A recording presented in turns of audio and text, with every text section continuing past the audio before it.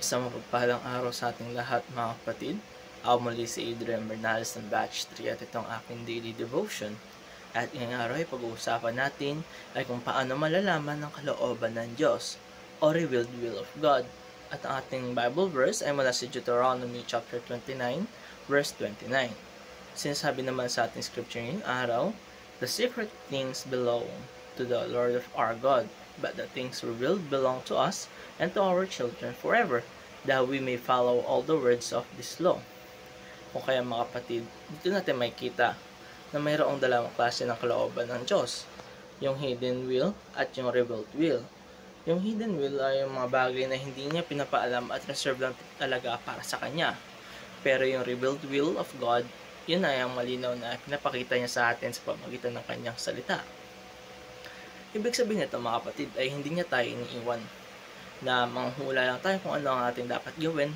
Meron naman siyang malinaw na pamantayan at gabay para sa atin. At yan po ang ating pag-uusapan ngayong araw, ang tatlong importanteng katotohanan patungkol sa ating pamagat. Unang-una, God has revealed everything we need to know.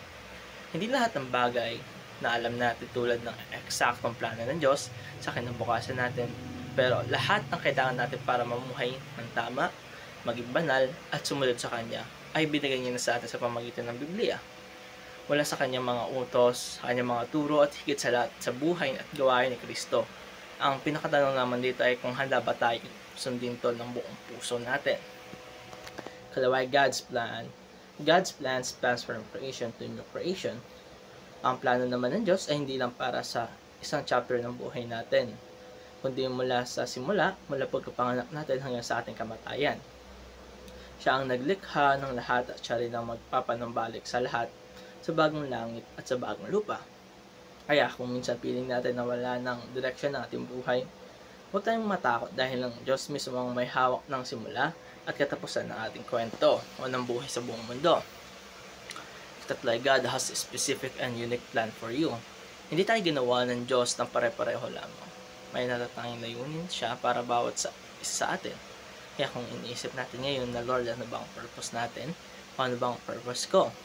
Tandaan lang natin na ang kalooban niya ay hindi para pahirapan tayo, kundi para i-guide tayo sa tamang landas. Maaaring hindi natin makita lahat ng detalye ngayon, pero step by step, sa pagsunod natin sa kanyang mga utos sa salita, ay inilalantad niya ang direction para sa atin. Kaya mga kapatid, dito nagtatapos ang aking daily devotion. Maraming salamat sa panonood.